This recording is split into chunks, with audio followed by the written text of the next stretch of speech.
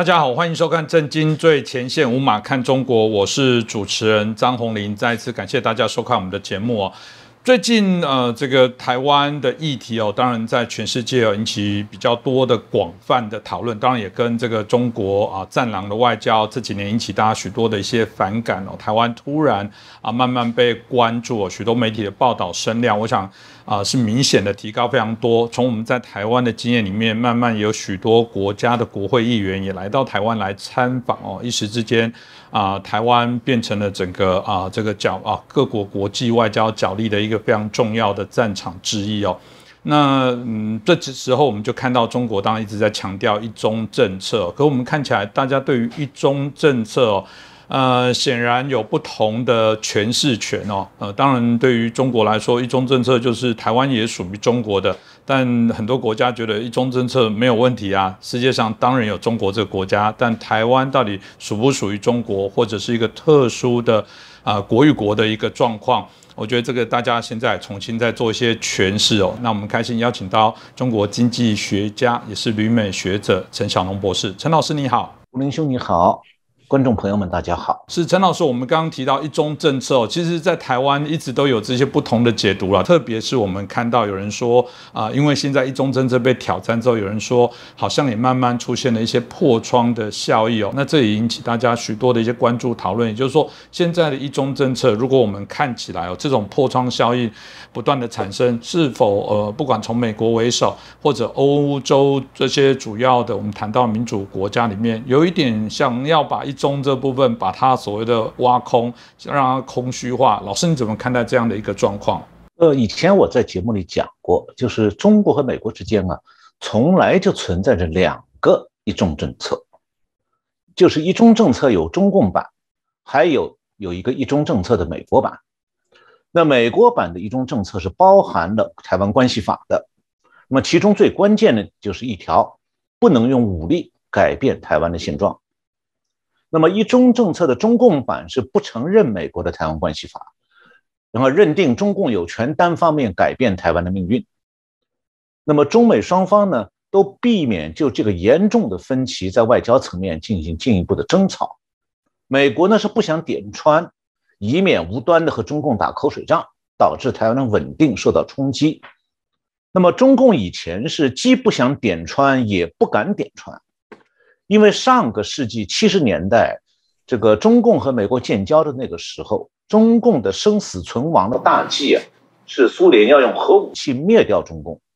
那么美国呢，想把中共变成自己的冷战盟军，所以就同意给中共呢核保护伞。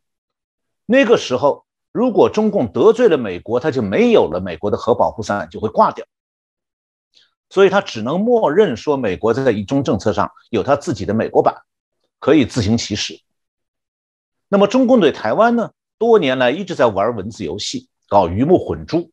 就是他想对台湾说美国版的一中政策就是中共版的一中政策。那美国呢是有时候会说明一下说，我们美国版的一中政策和一中政策的中共版是不同的哦。但是具体在一中概念上到底有哪些不同？因为当初尼克松和中共拥抱的时候，在双方公报当中就玩的文字游戏，这个让这个一中政策在字面上就一中两个字 One China 这个词字面上是一样的两个汉字，但是实质内容就像九二共识一样，也是属于一中各表，就是两个一中政策，这个美中两国各自表述。那么所谓的美国对台湾这个政策的战略模糊，其实是从那个时候就开始的，这也就埋下了美中在台湾问题上的对立。那么如果是用一种比较僵化的思维和认知，那么会以为说美中在台湾问题上的对立无非就是对一中政策的各自解释不同。那么现在中共强大了，当然话语霸权增加了，一中政策呢，中共版就会压倒美国版的一中政策。但现在呢，实际上的真实状况是，台湾问题已经再也不是单纯的两岸关系问题了。那所谓的台湾问题只是单纯的两岸关系问题，这种意思是说，台湾的处境以及与对岸的关系和周边国家乃至全世界没什么关系，只是地缘政治上一个区域性的小问题。那么台湾的政治势力当中呢，这个好像就有一种气氛，说谁和中共能够握手拥抱叙旧，谁就能私下达成帮中共统一台湾的安排，那么台湾就可以和平过渡了，不要出现武装冲突。那这种说法，中共的台办讲了很多年了，也是在这样操作，在期盼着收获果实的。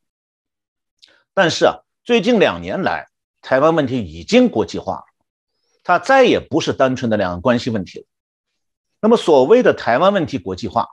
就像美苏冷战时期东西德的关系一样，那个时候全世界都会在那里关注说，这个在冷战的前线会不会爆发火花？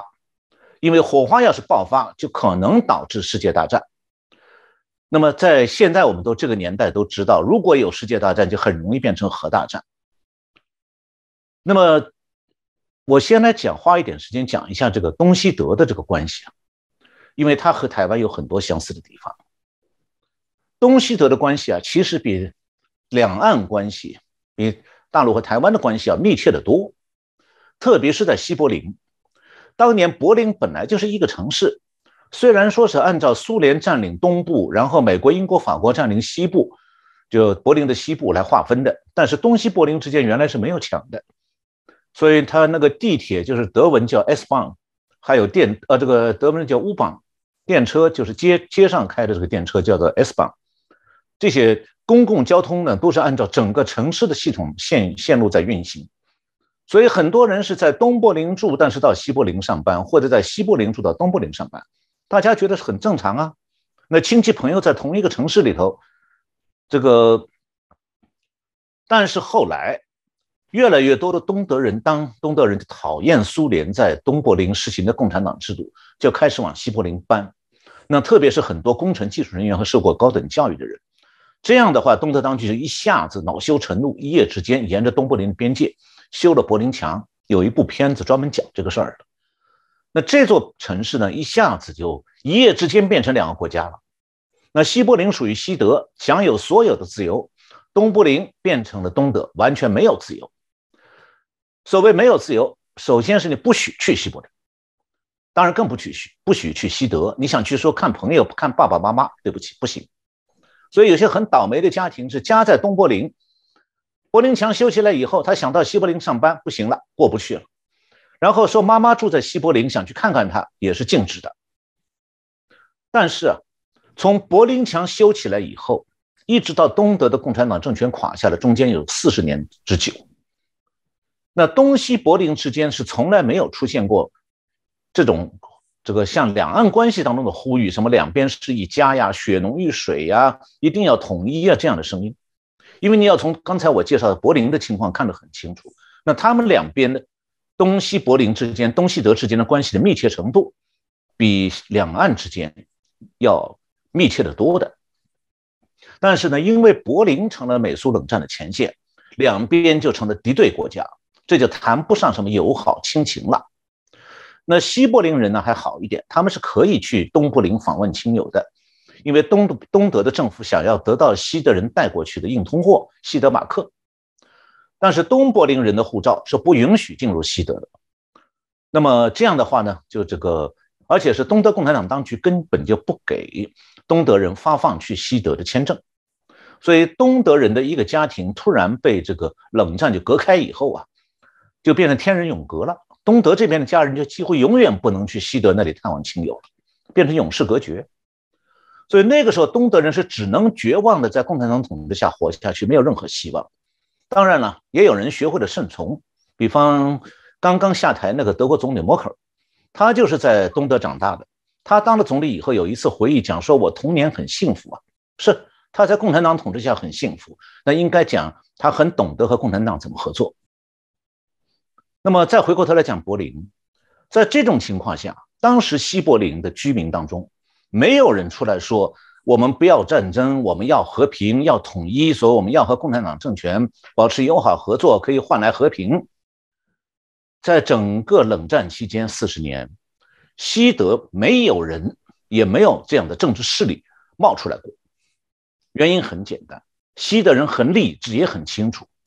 不是西方要战争，而是苏联要用冷战威胁西方，你如果去恳求发起冷战的共产党政权说，你们退出冷战好不好？这会有用吗？当时西德乃至整个西欧是被苏联拖入冷战的，西欧国家不要战争，但是呢，除非西欧国家亡了国，成为共产党政权的奴隶，那西欧国家要是求苏联停止冷战，根本就是对牛弹琴。那我刚讲这么多，想说的是，东西德怎么样在冷战当中陷入完全对立？还有呢，德国特别是柏林成为冷战前线，是因为今天的两岸关系和德国冷战时期的处境是一样的，甚至台湾和大陆完全隔离的时间与东德和西德完全隔离时间几乎是一样长。那唯一不同的就是两岸开放交流呢是发生了40年隔离之后的事情，而德国是战后不久就两边隔离了。那么东西柏林当年是同一个城市被共产党政权突然隔成两半。那台湾目前遇到的危险局势呢，也是中共造成的。我们可以想一下，国军的军机什么时候越过海峡中线跑到对岸附近去？几十年国军都没有这样做了。那么但是呢，今天台湾还有人在幻想说，我在大陆有生意，那么怎么可以两边关系越来越紧张啊？那么在大陆的台商协会，他敢向中共公开提出抗议或者建议说，你为了我们生意上的需要，你是不是可以中共对美国退让一下，不要坚持冷战嘛？或者再异想天开一点说，反过来指责美国，说你们为什么对中共态度那么强硬啊，都影响到我生意了。对这样的想法和说法啊，我想到广东人有一句话，有没有搞错？就是这属于头脑发昏的想法。就是中美冷战是中共点燃的，这一点我在以前的节目里讲过大概几十次了。那我所引用的材料证明中共点燃中美冷战不是美国来编的，都是中共的官媒很神气的宣布的，在网上都可以查到。那你台商不要冷战，全世界也不要冷战，但你这个话必须找始作俑者去讲啊，谁点燃的冷战，谁就应该受到谴责啊。那问题是台商敢谴责中共吗？实际上中共敢于点燃中美冷战，他早就做好精神准备了。他不但不怕冷战，而且想制造冷战。你去劝他，越劝他越觉得你软弱可欺。现在是共军在不断的扩军备战，那对外军事威胁的矛头是直指美国，核飞弹也对准美国。美国是为了自卫而做出反应，就像日本、台湾、澳大利亚都一样。都是因为受到中共的军事威胁而不得不采取自卫措施，免得挨打。那我前面讲说两岸关系现在国际化了，什么意思呢？就是说关键在于很多民主国家看清楚了，如果台湾失守，不是中共对外扩张的最后一战，而是他对外扩张的第一步。所以接下来日本看到了自己可能会被中共围困而亡国，澳大利亚也看到了中共正在展开未来围困澳大利亚的海军的军港部署，美国更是看到了台湾这块整个亚洲的多米诺骨牌当中，台湾是第一块骨牌。如果台湾倒下去的话，第一岛链被中共突破以后，后面的局面就不可以收拾。那中共现在已经开始部署攻击第二岛链上美国的关岛基地了。美国也正在紧急部署关岛的防空隙、防远程飞弹的进攻这方面的能力。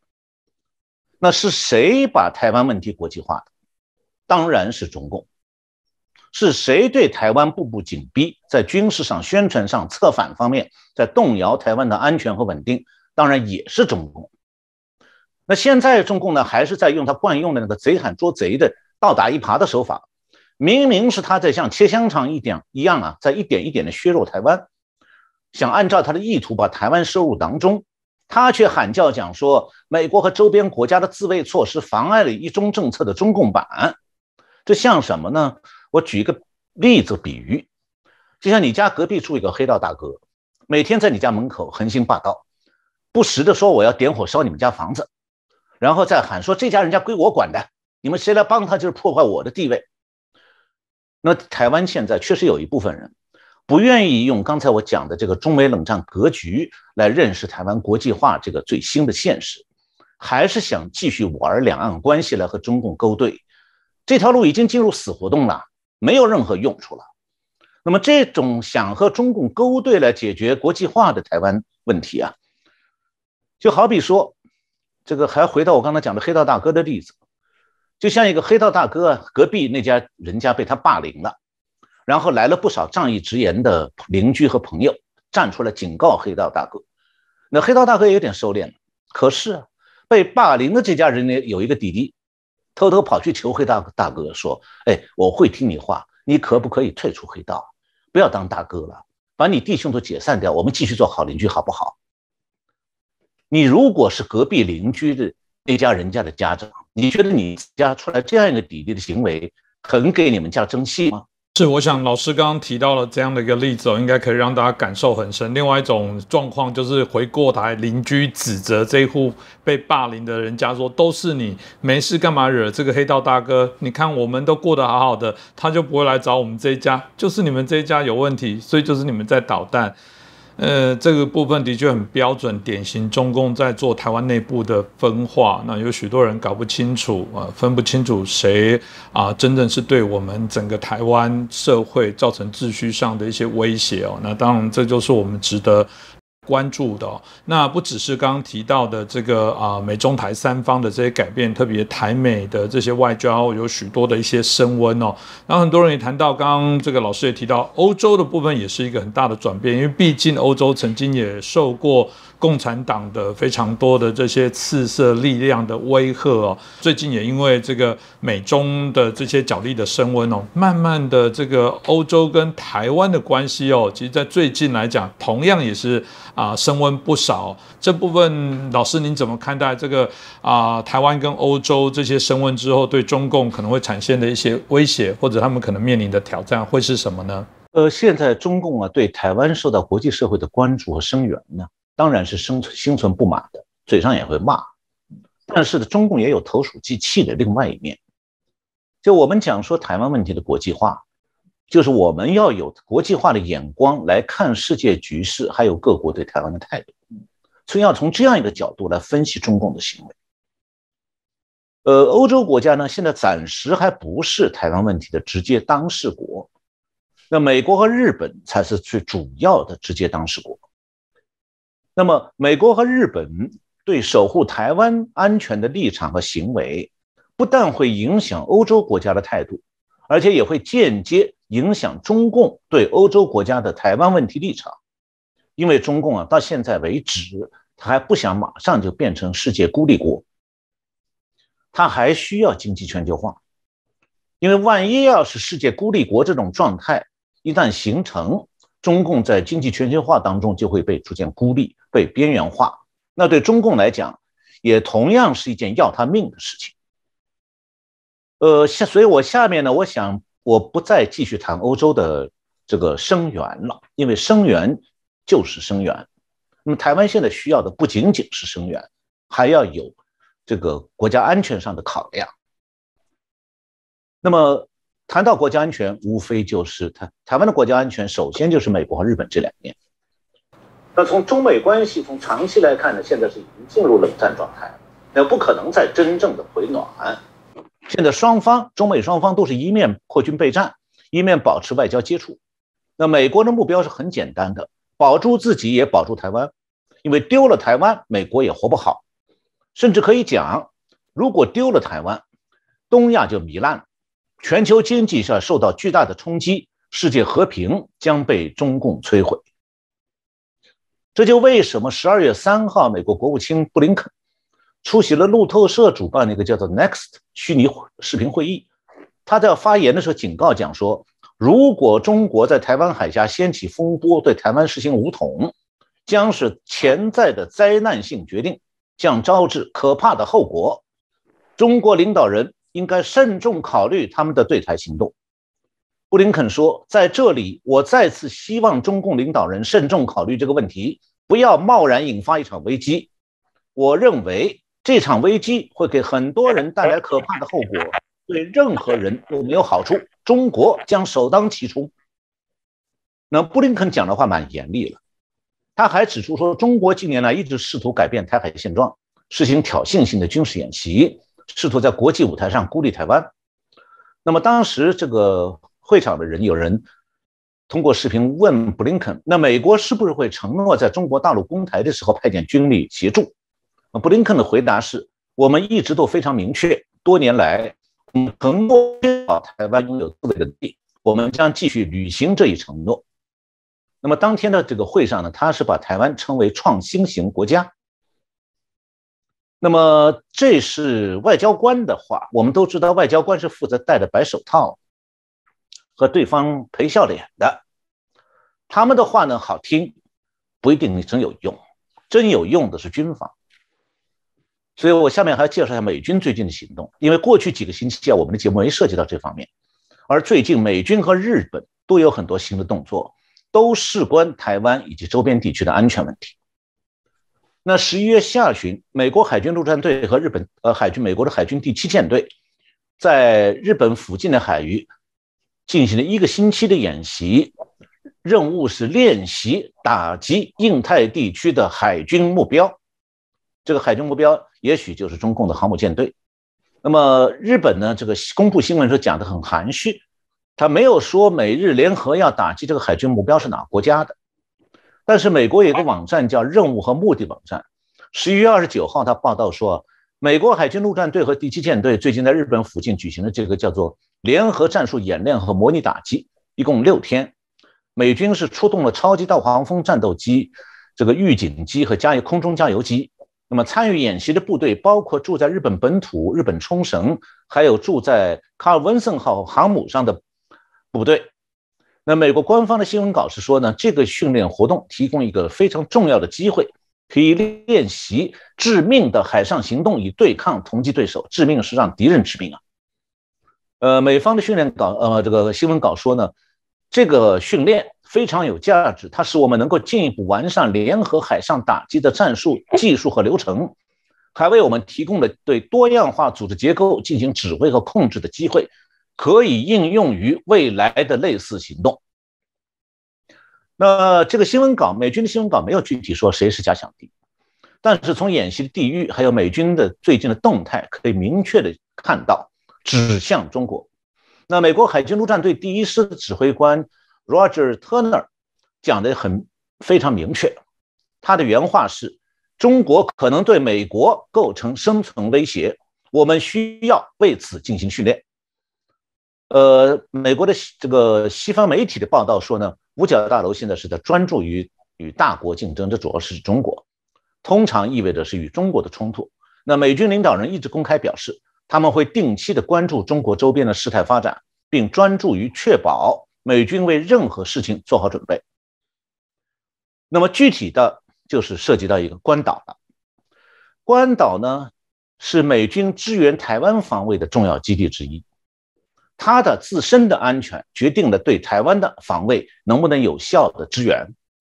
那么同时呢，关岛又是第2岛链上的一个关键一环。那中共已经明确表示说，它有攻击关岛基地的能力和打算。那华盛顿呢，有一个智库叫做战略国际研究中心，里面有一个项目叫做导弹防御项目。这个项目的主任是 Tom Caraco， 他对《华尔街日报》说如果我们不能保卫关岛，那里的空军基地和那里的其他设施，我们就很难向太平洋投射力量。这句话的意思很明确，就是保不住关岛，就支援不了台湾。那么关岛是太平洋上美国的领土，有19万美国平民和军人住在那里。那关岛呢，它的空军、海军和海军陆战队的基地距中国是1800英里，算是美国领土上距离中国最近的美军基地。那么由于中共轰炸机现在是能够发射打到关岛的巡航导弹的，所以美国早就在开始关注关岛可能面临的威胁。8月13号，美国海军研究所的网站介绍说，美国国防部的飞弹防御署主任向国会报告讲，美国已经在准备保护关岛不受中国远程飞弹的威胁，这样一个防飞弹的防御系统。那么10月7号，这个官网还说呢，美国现任国防部副部长 Kathleen Hicks 他也表示说，中国持续的这个军事扩张构成了对关岛和夏威夷的日益增长的威胁。那么他的看法表明说呢，经历过太平洋战争的美军对于中共从西太平洋地带发起进攻，威胁中太平洋和南太平洋海域的这种扩军备战活动，美军是既高度警惕，又有历史上丰富的战略战术经验，就美军是很容易识别中共的军事扩张的战略意图的。那么最新的消息是11月9号，《华尔街日报》报道，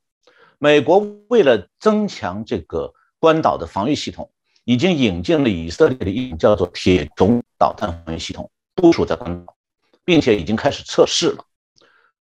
以色列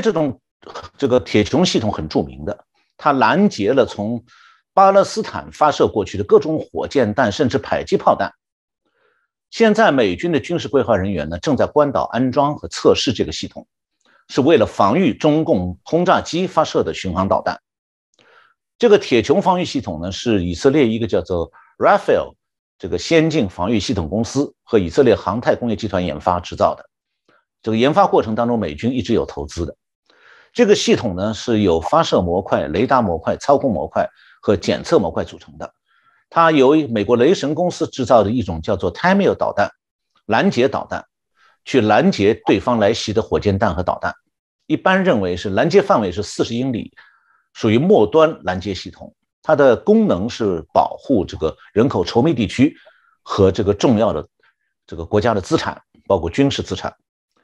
同时，它也可以拦截火箭炮、短程导弹和无人机，拦截的准确率达到超过90%。那么五角大楼曾经指出过呢，中共的轰炸机现在可能发射一种叫做长剑20的巡航导弹，对关岛构成威胁。那么这个铁穹防御系统已经显示出来，它可以拦截一些这个速度低于音速的巡航导弹，比方讲长剑20就是属于这个它可以拦截的导弹。那么今年8月份，美国陆军在 New Mexico 有一个白沙导弹靶场，在那里测试了这个铁穹系统，就一下摧毁了8个巡航导弹，所以它可以证明它可以摧毁中共的这个巡航导弹的攻击。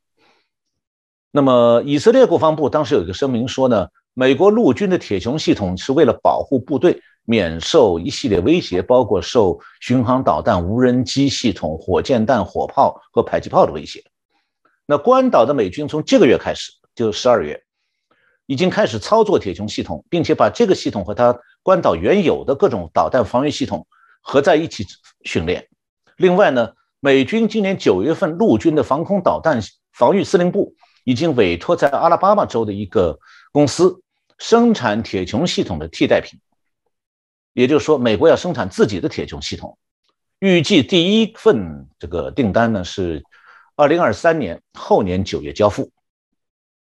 那对美军来讲呢，这个铁穹系统啊，只是一种临时解决方案，它可以拦截从陆地或者轰炸机上发射的导弹，但是它拦截不了从太空飞来的中共的弹道飞弹。所以目前美国还在制定单独的计划，要加强关岛基地呢对远程的弹道飞弹的防御，这里边就包括要使用经常用在舰船上的那种宙斯盾导弹飞弹防御系统。另外一方面，现在亚太地区各个国家都在投资导弹技术。今年美军取消了对韩国导弹射程的限制，所以韩国已经批准了资金了，将要开发自己的铁穹系统。那日本首相岸田文雄现在希望呢，日本也要开发这样的导弹。那日本呢，其实最近有一系列的表态和行动，看在中共眼里啊，是相当严厉的。我这里特地为大家介绍一下，因为这些日本的表态已经表明，日本非常清楚地看到了，如果中共要是设法占领台湾，日本面临亡国的危险。美国之音12月1号报道，日本前首相安倍晋三他参加了在台湾的一个智库的视频研讨会。那么他在会上呢做了一个视频演说，标题叫做新时代日台关系。他发言时候讲说，武装侵略台湾对日本会非常危险。然后下面我引一段他的原话，他说，台湾有事就是日本有事，也是日美同盟有事。在北京的人，尤其是习主席，绝对不应对此有误解。那安倍晋三是去年以健康原因卸任的首相，上个月是开始接任日本自民党这个执政党最大派系的领导人，所以他对日本政府的政策依然有很大的影响力。那么从某种程度上讲呢，他的这番讲话其实体现了日本政府外交上的习惯做法，就是说让外务省和防卫省留在二线，由半官方身份的人出来讲最严厉的话。当然了，你可以把安倍的这番话解读成个人意见，但更大程度上他是在代替日本政府向中共发出日本人可能讲出来的最严厉的警告。我们台湾有很多人了解日本，熟悉日本，那么稍微了解一点日本文化人都知道，日本的政商界人士交换意见的时候，特别和对外国人交换意见的时候，如果与对方意见分歧的话，是很少像美国人那样毫无保留的直抒己见、直击要害。日本人在这种情况下通常用语会非常委婉。那么一旦日本人放弃使用委婉的口气，而像美国人一样表达不满的话，这种姿态的严重含义是非常明显的。那么这个安倍讲的台湾有事就是日本有事，这个日本共同社把它翻译出来的时候，用的是这样另外一个表达，就是台湾有危急状态，就是日本有危机状态。所以有事在这里已经不是一般的事了，是讲的国家安全的危机状态。所以它的日文的原本含义，共同社的译法是很准确的。那么这一点其实是日本决策圈的共识。我记得我在10月21号的节目里介绍过，今年7月底的时候，日本有个智库叫东亚情势研究会出版了一本书，书名就叫做《台湾有事，日本该怎么办》。那么然后引起了日本政决策圈的讨论。当时日本有一个前参议员叫江口克彦 Katsuhiko Eguchi， 他当时说过，在日本还有在台湾，这个大部分知识分子都已经听过这个说法，就是台湾有事，就是日本有事。他还补充一句，他说台湾有事也是美国有事，因为台湾一旦被中国侵略，日本尤其是冲绳群岛自然会被中国控制，以此为立足点，中国对日本发动侵略的可能性是无限大的。那么日本现在政治家和官员在不断的强调台湾有事就日本有事啊，当然不是空穴来风。我们都知道日本不会轻易随便的强调中共威胁的，他一直很注意维持一种比较稳定的中共的关系。包括这次奥运会、冬奥会，他也没有表示抵制，就是他在外交上保持一定的灵活性。但是日本现在已经切实的感受到了中共的军事威胁，而这种军事威胁正变得越来越大。我举一个数字，我们说这个共军的扰台、飞机战机扰台，这个数量次数非常多。那大家知不知道共军飞机侵扰日本程度可能和台湾差不多？从2013年开始，日本航空自卫队因为中共的空军战机接近领空而紧急起飞的次数超过400次，那么大部分都发生在离台湾非常近的宫古群岛周围。那宫古群岛在哪里呢？在台湾东部，其中宫古群岛最靠西的那个与那国岛离宜兰县的海岸只有110公里，天晴的时候在与那国岛上就可以看到中央山脉的，就台湾的中央山脉。所以如果中共攻击台湾，那么要支援台湾的日本自卫队或者是美军都住在冲绳，他们从冲绳出发要往西南到台湾这边来，无论是海军还是空军都必须经过宫古群岛。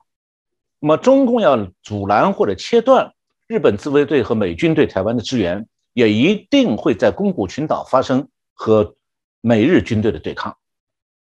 那这种对抗意味着什么呢？日本将被迫卷入中共攻击台湾的战争。那么中共空军在宫古群岛附近这样大规模的长期的飞行，它的目的可能至少有2个，一个是测试日本防空系统的反应，还有搜集日本防空系统的这个电子资讯，再一个就是为在那个地区和日军作战展开演习。这就是日本不得不准备应对中共攻台威胁的原因之一。那还有第2个原因，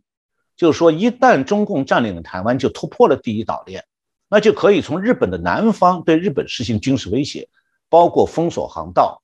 阻止正常海运，让日本陷入经济困境，当然也包括封锁和孤立日本冲绳西南方向这一系列岛屿，也包括宫古群岛在内的。这样的话，日本将直接面对中共从军事上和经济上的勒紧绞索，然后日本就陷入生存危机了。那为了防止这种局面出现，日本是不仅在外交上明确表示说不会忽视中共对台湾的威胁，而且清楚地表示说，日本非常了解中共攻台的战略意图，那个意图就是下一步将危及日本的生存。那么日本现在已经在与那国岛增加军力，准备进驻飞弹部队，还要加强在宫古群岛的防卫。那么最新的情况是说，12月6号，日本新任首相岸田文雄在国会发表施政演说。下面这段话，请大家注意听一下。这段话在我看来是对中共的一个非常严厉的警告和威胁。我们知道日本从来不会威胁中国的，这回日本新首相威胁了。他在施政演说里讲到说，日本在日益升高的地区威胁面前，将采取措施强化国防，并将探讨包括获取攻击敌方基地能力在内的所有选项。这句话什么意思？这句话意思是说，如果日本面临了中共攻击台湾的这种状况的发生的话，日本可能要直接打击中共的基地。中共基地在哪里？在中国。就是说日本准备主动参战，这是他的表明的意图，说他现在当然是探讨的，但是日本在做这样的备战，有了这样的战略的思维了。那么11月26号，日本政府已经批准，他现在这个2021年的军费开支已经达到创纪录了。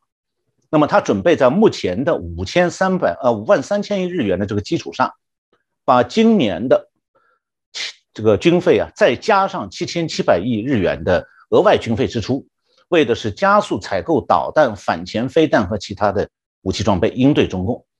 那么日本呢，现在是有一个规定，说是国防预算呢不能超过 GDP 的1%。那现在岸田政府已经计划说要把国防预算再翻一番，达到 GDP 的2%。我不太清楚台湾现在这个军费占多少，我想日本已经在做了。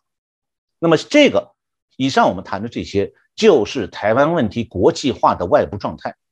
很显然的，这样的局势就不是说两句9·2共识就可以化解的。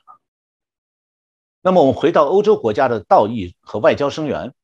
当然很可贵，也很重要。但是对台湾来讲，真正让中共忌惮的还是美日两国的扩军备战。而对欧洲国家来讲，中美冷战的格局越来越清晰化，那么他们对欧盟与中国的经济关系也会重新评估。所以今后台湾和欧洲国的关系呢，可能会有更多的改善。是谢谢老师的一些分析我们目前看起来不只是所谓的美中这些角力过程当中美台的关系升温接着包含我们看到欧洲跟台湾的升温，包含台日之间的这些升温，我想持续都在做一些进行不过回到台湾的国内，因为我们刚刚前面也提到9·2共识这件事一直以来我们看到台湾内部还是有许多的一些政治人物说9·2共识是定海神针，非常的重要，谁来违背这9·2共识就是挑衅，就是破坏两岸的关系我想我们就直接也请教老师。我觉得这个9·2共识本来就是和美中之间那个一中政策一样，都是各自表述的。那中共什么时候承认过国民党对9·2共识那个一中各表没有那么9·2共识这个说法的两岸的争论呢，在当下台湾问题国际化这个新的背景下，恕我直言，已经无足轻重了。更严格一点讲，9·2共识已经成为两岸关系史的一部分，是历史下去会议的内容了。我们知道，就是已经放进故纸堆了。你把它翻出来可以，但是对现状没有任何意义了，那是历史。它对两岸关系的现状已经不具备任何影响功能了。那么现实当中，我就举一个例子，如果国军的飞行员或者海军的巡防舰看到中共派来威胁的军机和军舰，就对他喊话讲9·2共识你们不要来，共军会听话吗？有用吗？那中共在拼命的造航空母舰，那是为了和美军较量，不单纯是为了登陆台湾的。我看到12月上旬中时新闻网有一篇文章，叫做《运油20献祭台湾的核战思维》。中共官媒很喜欢这篇文章，马上就全文转载了。这篇文章是说呢，共军现在开始演练用空中加油机给战斗机加油。10月下旬，中共不派出27架飞机威胁台湾吗？其中是有1架这个空中加油机和2架战斗机从台湾的西南空域经过巴士海峡，又飞到台湾的东南空域和太平洋。那这个中时这篇文章是讲说呢，空中加油机的出现代表共军已经具备进入第一岛链外缘甚至西太平洋空域活动的能力，将形成台湾东侧的战略压力。我们需要了解的就是说，空中加油机是为了给战斗机增加航程的，把作战半径呢从台湾东面再向东大幅度延伸，很显然呢跟台湾没有关系。我说没有关系，就是说它是对美军航母舰队作战演习的一个部分，因为台湾东面只有美军了。那既然中共的准备和美军的航母舰队作战，那它从中国大陆飞到太平洋，比从台湾飞到西太平洋广大海区要远吧？那换句话讲，就是从中共海军和空军的对美备战行动来看的话，中共早就把台湾以东的海域划为未来对美交战的作战海域了。那如果按照这样的作战构想来思考的话，中共占领台湾以后，一定会把台湾的空军基地全部用来对美作战。也就是说，中共如果占领台湾，将把台湾作为对美对日作战的前进基地，当然也就可能把台湾拖进世界大火的战火中。这样的经历，台湾在日据时代已经有过一次了。不过呢，目前中共是还面临美国的压力，又没有在军事上完成扩军备战，所以呢，他几年内可能还不至于和美国摊牌和美国翻脸，因此台湾可能仍然有一定的安全。但是这样的暂时安全完全不是因为什么中共有9·2共识的顾忌，是中共媒体自己用一个词说，叫做战前预备期。那中共的官媒对战前预备期的解释是说，要在台湾问题上渐进试探，游走灰色走廊，偶尔踩踏对方红线，要打这样的游击战。那么在中共的战前预备期期间呢，中共会加紧扩军备战，通过大量的军事演习为实战做好准备。那么在这个过程中，中共对9·2共识的态度是说，用这个说法去拉住国民党，同时动摇台湾社会。那么中共的外宣官媒是这样说的，说美国正在对中共进行一系列压力测试，而北京在全盘考虑下坚持战略定力，不轻举妄动。这话我照原话念已经很清楚了，就中共目前这段时间没有做好准备的时候，他不会轻举妄动。但是一旦中共度过了他自己讲的战前预备期，就是把他的扩军备战达到他可能达到的最大程度之后，中共就可能不顾美国的压力，准备在占领台湾的过程中与美军和日军开打。到了那个时候，9·2共识就是一块擦枪布，用9·2共识作为开战的理由，用过之后就扔掉不要。所以这就我说9·2共识已经进入历史垃圾堆了。是我老师刚刚应该讲得非常清楚，9·2共识现在在台湾我们搞不清楚，还有很多人说这个9·2共识就是台湾的保命符。包含前一阵子国民党的这党主席的选举，所有的人都在加码，在谈到说，对谁没有去遵循9·2共识，谁就是违背台湾的最主要的民意，然后就是一个所谓的两岸和平的破坏者。但老师讲得很清楚，这个谁还在跟你玩9·2共识，这不过是丢一个假的议题，好像让我们这个最大的在野党还吵着，好像是依着这件事情可以来作为台湾安全的保障。这部分延伸到另外一个课题，同样有点类似我觉得很多人会说，不要挑衅，干嘛去激怒这个中共呢？那台湾只要我们讲大家相忍啊，或者是有时候甚至有人说，其实一国两制也没有不好啊，我们就还是可以安居乐业，它还是可以保有我们自己过自己的日子我们甚至搞不好回复到整个大中国里面，哇，你看它的经济多好，我们还有一些红利可以来共享啊等等。有些人就会觉得有这种我们看起来真的有一点投降派的这些言论，就我们看起来一个九二共识来作为保命符，跟另外一个我们认为稍微这个求和求好、姿态放软，就可以获得中共对我们的这些友善跟友好。老师，您觉得这真的就是可以解决台湾的问题吗？我举一个比喻啊，台湾和中共的关系啊，可以讲啊，中共有点像台湾的缩命鬼，就要台湾命的一个鬼。那美国是什么呢？美国是台湾的保护伞。那么在这个基本背景下，如果台湾的选择是说我弃伞投鬼，就是说我要把保护伞放弃，然后我去投靠那个索命鬼，要你命的鬼，那是什么？那是找死。那如果说台湾是靠伞斗鬼，就你依靠保护伞和鬼斗，那台湾才是求生。我看到2年前，差不多3年前了，风传媒有一篇文章，讲标题叫做向中共投降，最惨绝对是军公教，回顾70年前血腥过往，他们不是被处决虐杀，就是被关到死。那这个文章除了提到这个在中国的前国军国民政府的人员有大批被中共镇压呢，还谈到在朝鲜战场被俘的几万中共士兵当中，有一半是国军官兵。那么这些原来的国军官兵，那么这些人在韩国的俘虏营呢，很多人选择回到台湾来。那我想这里边有一个很简单的事实，那就是这些在台湾战场上在朝鲜战场上缴动活下来的前国军官兵，到了台湾以后生活都比较稳定，可能今天还有人健在。那反过来，共军官兵就还不是前国军官兵，原来就是共军的官兵，他从俘虏营回到中国以后，一般都被视为叛徒，被关到集中营，大量人以后活得非常惨的。我记得80年代中国出了一本书，介绍这些朝鲜战场被俘的共军官兵回国以后结局如何悲惨。我讲的是共军官兵哦，不是前国军官兵啊。这本书我当时还买过。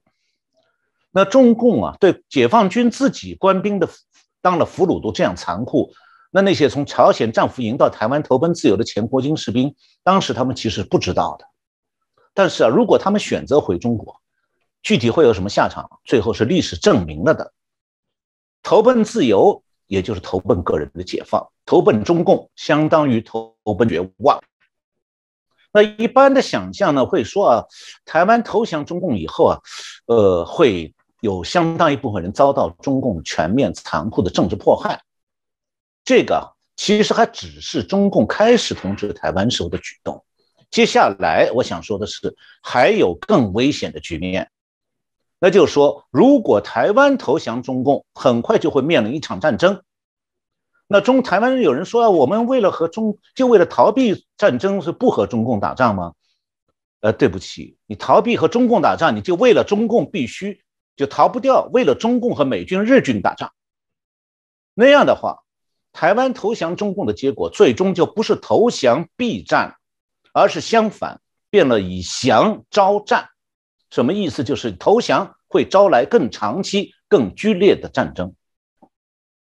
前面我提到过，日本现在已经在考虑要获取攻击敌方基地的能力，就是要主动出击，攻击中共。那如果台湾不投降，中共发动对外战争的基地就在中国。那台湾要是投降了呢？那中共发动对外战争的基地在哪里了？改到台湾来了。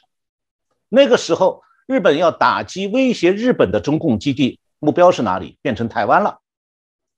那这种状况一旦发生，那对美军也是一样的，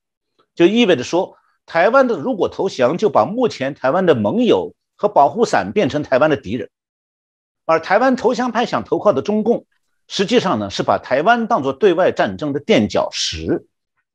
那么最终的结果是什么？为什么我说是一场更长期、更剧烈的战争？就是说，中共一天不在对外战争中垮台，台湾的流血和苦难就一天不会结束。这和台湾当年在太平洋战争中的结局是一样的。